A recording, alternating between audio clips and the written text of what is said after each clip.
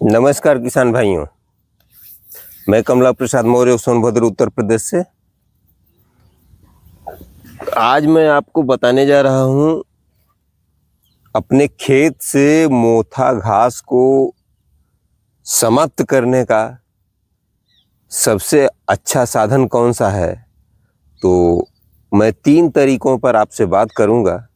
अगर आपको वीडियो पसंद आएगी तो वीडियो को लाइक कीजिएगा। अगर चैनल पर नए हैं तो चैनल को सब्सक्राइब कर लीजिएगा। साथ में अन्य किसान भाइयों तथा साथी मित्रों में इस वीडियो को शेयर जरूर कीजिएगा। यह वीडियो बहुत ही महत्वपूर्ण होने वाली है, क्योंकि हमारे किसान भाई मोथा घास से बहुत परेशान हैं। जानने का प्रयत्न करते हैं कि मोथा घास को कैसे समाप्त किया जाए। तो मैं अपने हाथ में लेकर आया हूँ, ये है मोथा घास जिसको आप देख रहे हैं।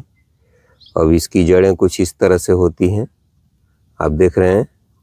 ये जड़ है, इसमें और भी गांठें होती हैं। ये आप जो देख रहे हैं इसमें शाखाएं होती हैं, इसमें अंदर से गांठें होती हैं। निकालने में, उखाड़ने में टूट गया है।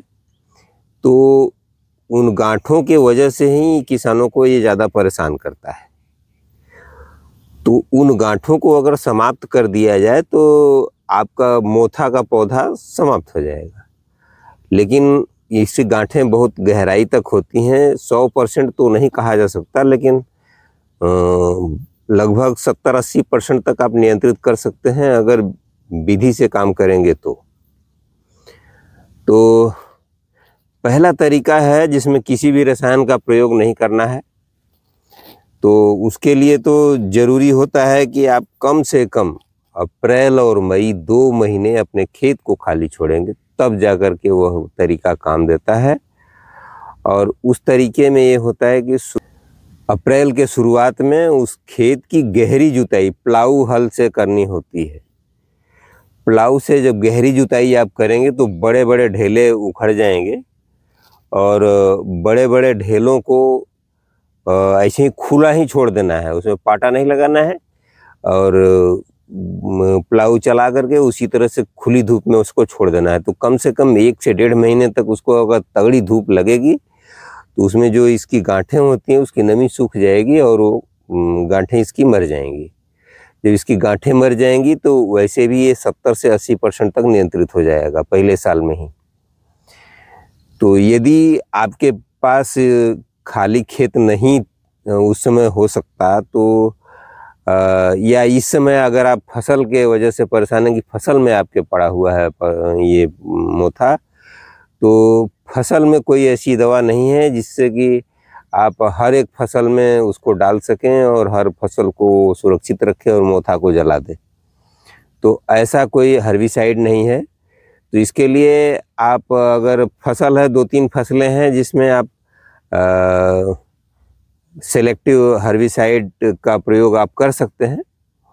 तो सेलेक्टिव हर्बिसाइड के लिए मोथा घास के लिए जो मुख्य ज़रूरत होती है ये इस तरह का होता है। तो मोथा घास के लिए अगर आप गन्ना या मक्का लगाए हुए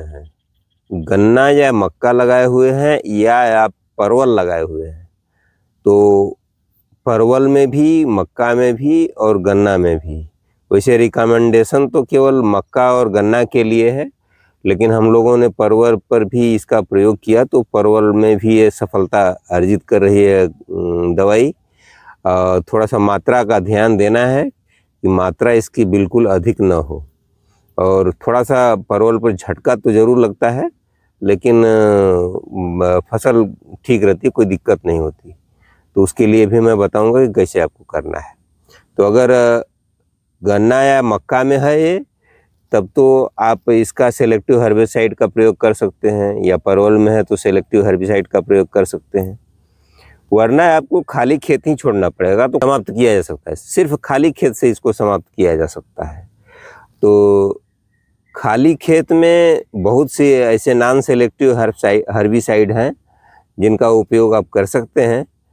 तो सबसे पहले मैं बताऊं सेलेक्टिव हर्बिसाइड के रूप में, तो सेलेक्टिव हर्बिसाइड के रूप में हेलोसल्फ्यूरान 75% WP के नाम से एक पाउडर आता है जो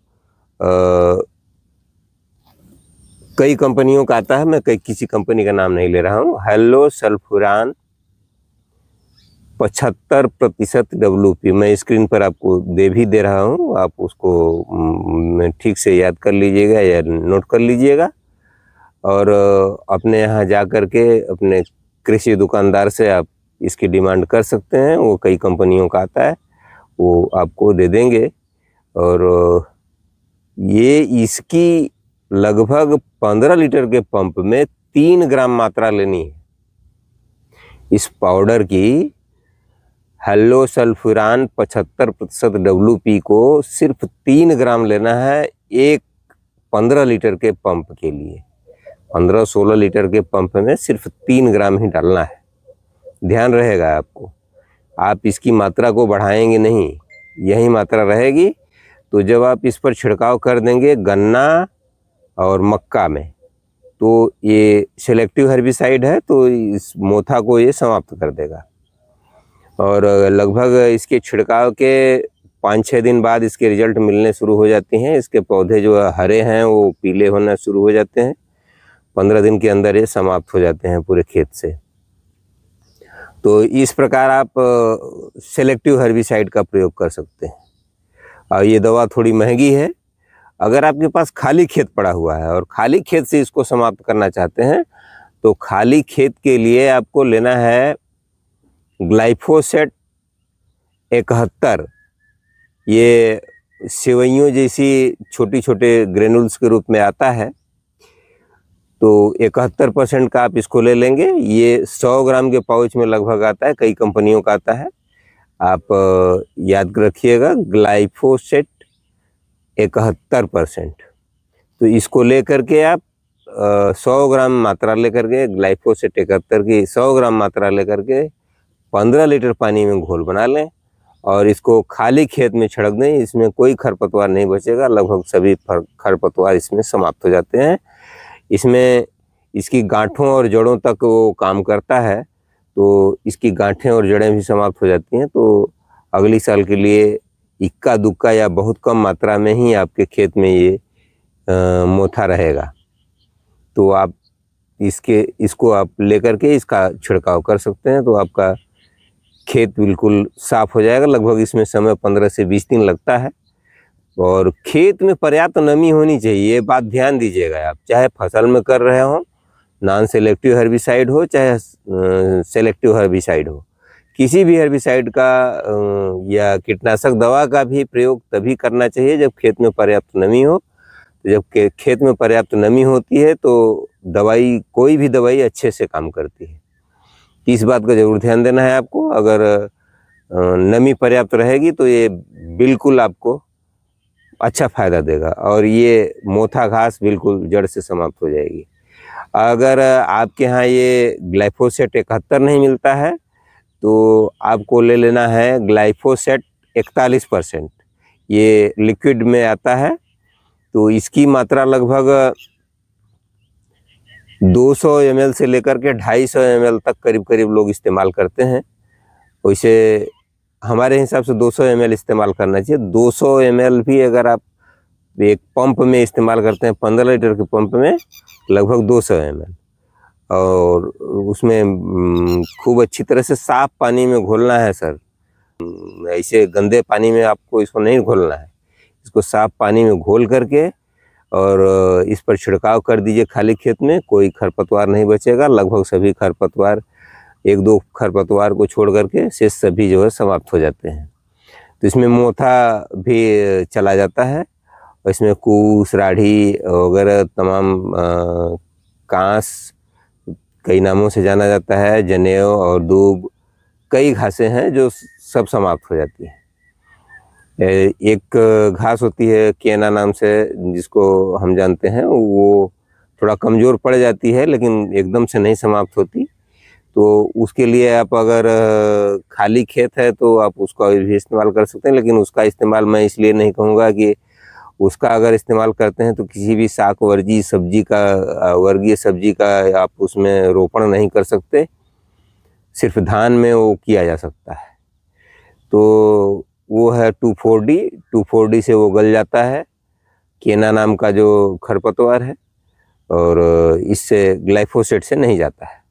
इसका आप ध्यान दीजिएगा। अगर इस तरह से आप करेंगे तो आपके खेत से इसका मोथा घास का नामो निशान मिट जाएगा। आपको यह वीडियो अच्छी लगी होगी तो वीडियो को लाइक ज़रूर कर दीजिएगा। अगर आप हमारे चैनल पर नए हैं तो चैनल को सब्सक्राइब जरूर कर लीजिएगा।